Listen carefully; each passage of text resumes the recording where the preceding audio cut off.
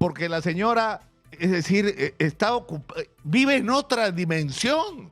O sea, no se ha dado cuenta que la condición de presidenta de la República la convierte en la responsable de enfrentar los principales problemas del país.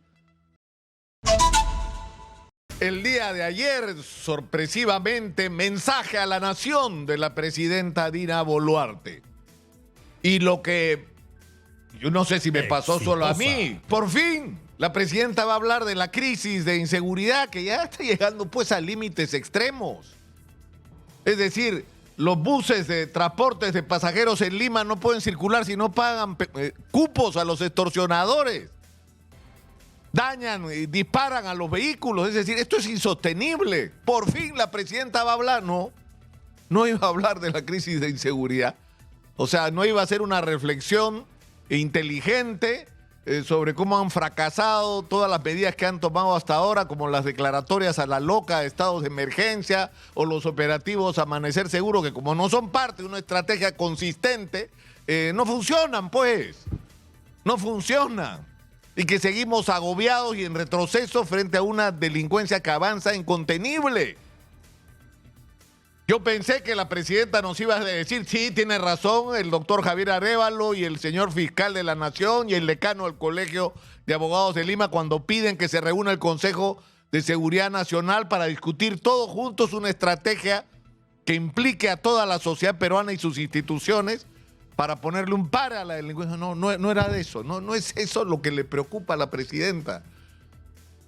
Lo que la mueve como un resorte a comunicarse con la sociedad. Dije, hablará de los incendios forestales, que desde hace semanas se está reclamando una respuesta, que para mucha gente la declaratoria de emergencia es la respuesta. ¿Por qué? Porque es ponerle atención, ponerle recursos, enviar a la gente más calificada para enfrentar una situación de crisis cuando claramente con los recursos locales y regionales no es posible contener ni manejar la situación. Por fin la presidenta va a hablar de esto, o va a hablar de que cómo en este contexto se ha puesto en eficiencia la catastrófica, lamentable y vergonzosa situación del Cuerpo General de Bomberos. O va a hablar la presidenta de la situación económica que vive la inmensa mayoría de peruanos, que están asfixiados, chambeando más que antes, más horas y más días para ganar menos y tener que comprar productos más caros, sobre todo los alimenticios. O sea, de eso va a hablar la presidenta, ¿no? La presidenta quería hablar de su viaje a los Estados Unidos, de la pataleta que le ha dado porque no le dieron permiso para que la señora viaje. Porque la señora, es decir, vive en otra dimensión. O sea, no se ha dado cuenta que la condición de presidenta de la República la convierte en la responsable de enfrentar los principales problemas del país. La señora está preocupada en sus viajecitos, como este. La señora está preocupada en cómo articula la defensa de una situación que le resulta cada vez más precaria. La noticia el día de hoy está en todos lados. Es la información que ya se confirmó en la comisión de investigación, en la comisión, de fiscalización del Congreso, que preside el congresista Burgos.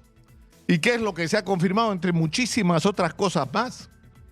Que ese detalle de la conversación entre Juan José Santibáñez y el capitán Junior Izquierdo en un chifa de San Borja, donde según el capitán Junior Izquierdo, lo que le cuenta Juan José Santibáñez, ya nombrado ministro del Interior, es que habían usado un vehículo presidencial al que se denomina cofre para sacar al prófugo Vladimir Cerrón de la playa Míconos y protegerlo de la policía que ya lo tenía prácticamente cercado, que fue un vehículo presidencial. Bueno, se ha certificado que efectivamente hay un vehículo que pertenece a la presidencia de la República que estuvo en el lugar y que fue hacia Ica. Ese es el problema de la presidenta. ¿Cómo va a explicar esto? ¿Por qué no han dado una respuesta hasta ahora? ¿Qué hacía ese vehículo ahí? Pueden recoger a Vladimir Cerrón, pues qué cosa más. ¿Qué cosa más? Si el señor Cerrón, después de haber sido el demonio, se ha convertido en el aliado de la gente que nos está gobernando hoy. en esta alianza espuria, vergonzosa, donde lo único que quieren es quedarse a toda costa del 2026 y el país no importa. Y están cambiándonos media constitución y están legislando para protegerse de las investigaciones sobre sus inconductas y hasta sus delitos. Es decir, estamos en una situación, sinceramente, o sea, lo que está pasando, Juan José Santibáñez no está pegado con babas en el Ministerio del Interior, porque su situación es simplemente insostenible. Es insostenible. Conforme va avanzando la investigación en el Ministerio Público, se acredita que cada cosa que dijo el capitán Junior Izquierdo era verdad. Que el señor no ha mentido. Que las comunicaciones existieron y están registradas y confirmadas con las tecnologías más sofisticadas que existen en el mundo. Y falta la cereza, que va a ser cuando se certifique que la voz del audio que ha entregado el capitán Junior Izquierdo de la conversación en el bendito Chifa de San Borja es la de Juan José Santibáñez, y que por lo tanto las cosas que Junior Izquierdo dijo que Santibáñez había dicho eran verdad. Y ahí están. ¿Qué se van a hacer con eso? Yo le digo lo que están haciendo. Como saben que los días de Juan José Santibáñez están contados, en una componenda con el congresista Doroteo y sus niños de Acción Popular, han presentado un proyecto de ley que tiene por objeto supuestamente una especie de reestructuración en la Policía Nacional. ¿Sabes qué es lo que quieren? Echar a Harvey Colchado, o sea, crearla. Es decir, legalmente hoy día, para sacar a un oficial de la policía tiene que haber argumentos y razones. Y esta ley salió a raíz de la cantidad enorme de abusos y de manipulación política con la que se había manejado los pases a retiros en la Policía Nacional. No te pueden echar porque no le gusta políticamente a quien esté en el gobierno. Entonces están haciendo una ley coordinada, por eso Doroteo anda paseando, además es grotesco porque va a Ica, lo ponen en las fotos de las redes sociales y de ahí hacen como que el señor no estuvo, cambian el texto. O sea, primero estaba Doroteo, después ya no está Doroteo. Estaba pues Doroteo. Y seguramente una de las cosas que estaba haciendo era coordinar con el ministro del Interior cómo iban a cocinar esta ley, que lo que tiene por objeto es castigar a la DIVIAC, a la gente que fue de la DIVIAC, a Harvey Colchado, a los coroneles, a los capitanes, a los comandantes que han hecho investigaciones extraordinarias contra la corrupción. Y los niños vienen de Castillo, porque esa fue la investigación de la DIVIAC, las reuniones, los contactos, los compromisos, los enganches con el gobierno de Castillo de este grupo de Acción Popular. O sea, es una vergüenza lo que está pasando. Es decir, lo que va a ocurrir seguramente es que, o lo que pretenden que ocurra, es que como es inevitable que Juan José Santibáñez se vaya porque es insostenible su situación como ministro del Interior, antes de irse se va a llevar consigo a Harvey Colchado, o es lo que pretende. En una alianza espuria con la gente del Congreso, porque necesitan una ley y los niños se han comprometido a sacar esa ley. Ya la propusieron. Es más, ya tienen la lista de a quienes van a dar de baja. Y la vamos a conseguir. La vamos a conseguir por más que le escondan. Pero, sinceramente, estamos agobiados. Necesitamos respuestas a los problemas nacionales, a las urgencias nacionales. Es decir, no puede ser que esto sea lo que tengan para ofrecernos los políticos. No hay derecho. Y tiene que haber una respuesta por parte de la sociedad. O sea, ya no hay lugar para la pasividad. O sea, ya no puede la sociedad peruana que... ¿Quién representa hoy a la sociedad peruana? Los partidos políticos. Pues son una broma los partidos políticos. Miren el último escándalo vergonzoso, donde ahora resulta que el señor Andrés Hurtado Chibolín manejaba desde Pedro Castillo hasta Rafael López Aliaga. Con todos tenía relaciones, pasando por Hernando de Soto y quién sabe quién más. O sea, son los políticos los que representan los sentimientos y la necesidad del Perú, no. No, así debería ser, en la base de la democracia, sí, por eso es que nuestra democracia se parece cada vez más a lo que debería ser.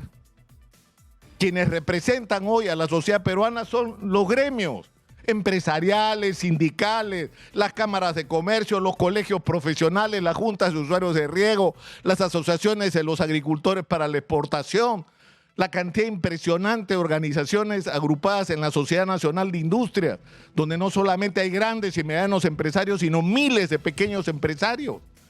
Ahí está la representación de la sociedad peruana y esa sociedad peruana tiene que hacerse escuchar. Por eso desde acá hemos hecho infinidad de invocaciones a que quienes representan realmente hoy a la sociedad peruana, a quienes están construyendo el Perú cada día, a pesar de los políticos, se junten, definan una línea de acción para los próximos 30 años, exitosa, más allá de las diferencias ideológicas, y que se le imponga a los políticos esa agenda como la agenda nacional.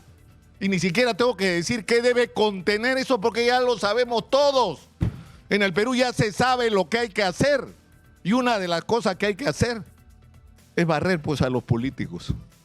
Esa es una de las primeras cosas que hay que hacer. Barrer a los políticos porque le han hecho, le siguen haciendo y pretenden mantenerse en esa posición, quién sabe hasta cuándo. Y depende de nosotros que esto ocurra. Porque esta oportunidad que tenemos como país, esta que tenemos, no la podemos perder nuevamente porque simplemente pasaríamos a ser un país sin destino, sin horizonte y donde el enorme descontento que se está acumulando en la sociedad puede tener expresiones espantosas, no solamente en términos electorales, que la gente vote por cualquier cosa para castigar a los políticos y para vengarse de la situación que está viviendo, sino incluso expresiones violentas que nadie quiere que se repitan en el Perú. Estamos a tiempo y estamos avisados. En fin, soy Nicolás Lucar, esto es Hablemos Claro, estamos en Exitosa. La voz que integra el Perú, 95.5 de la FM en Lima, canal 34 de Movistar. Vamos hoy día a seguir hablando, por supuesto, como lo hemos hecho desde el comienzo de los incendios forestales, que además eran absolutamente previsibles, ¿eh? Es decir, lo que ha venido ocurriendo en los últimos años, que ha sido una multiplicación de estos incendios, con todas las señales que venían de los especialistas en temas climáticos, en el sentido de que venía una temporada de seca y no iba a haber lluvia, es decir, la situación estaba complicada, y una de las consecuencias de estas características o estas condiciones climáticas es que se podrían multiplicar los incendios forestales como ya había estado ocurriendo. Entonces, por lógica, lo que habría que haber hecho es prepararse para esos incendios forestales y para las emergencias. Pero una muestra de lo que ha estado pasando, de la manera como se enfrenta esta, es la situación de los bomberos.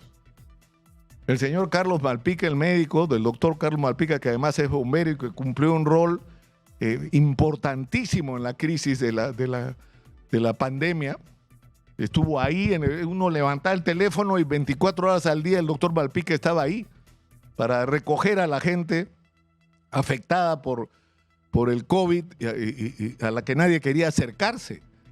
Y él ahora como vocero, bueno, era hasta ayer, porque resulta que ahora ya no quieren que hable. ¿Por qué? Porque dijo las cosas claras.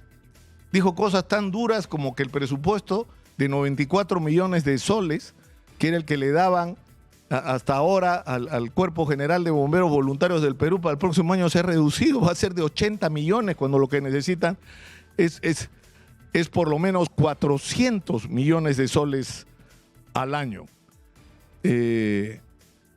Y que, bueno, la situación es catastrófica. De 18,000 bomberos, el 90% no tienen equipos especiales de protección. Los vehículos tienen 25 años en promedio de antigüedad. La infraestructura es penosa y tenemos 250 estaciones de bomberos cuando deberíamos tener por lo menos 1,000 en todo el país.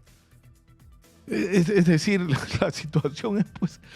Y por decir la verdad y llamar la atención sobre la necesidad de un cambio de esta situación, bueno, el señor lo han castigado y ahora no puede hablar. O eso es lo que creen, que van a poder impedir que los bomberos digan lo que está pasando realmente, ¿no? Exitosa. En fin, esto fue lo que dijo Dina Boluarte. A ver, escuchemos a la presidenta de la República todavía.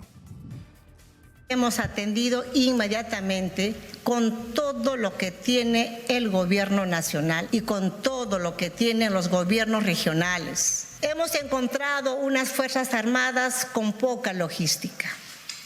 todos los helicópteros del Ejército, de la Marina, de la FAP, de la Policía, están a disposición en este momento de la FAP para poder atender los incendios a nivel nacional. No entendí eso, como que las Fuerzas Armadas tienen poca logística. O sea, que no se hayan atendido los incendios de la manera como debió hacerse, ¿es culpa de las Fuerzas Armadas otra vez? O sea, porque cuando se necesitan a las fuerzas, los llamamos para todo. Me acuerdo que hasta para recoger la basura en algún momento en Villa María del Triunfo, ¿no? Para todo se llaman las Fuerzas Armadas y ahora no entiendo.